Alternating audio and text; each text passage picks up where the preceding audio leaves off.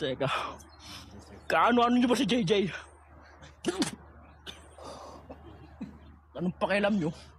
Kung anong gagawin ko sa kanya? She's our classmate. She's our friend. She's part of our family. She belongs to Section E.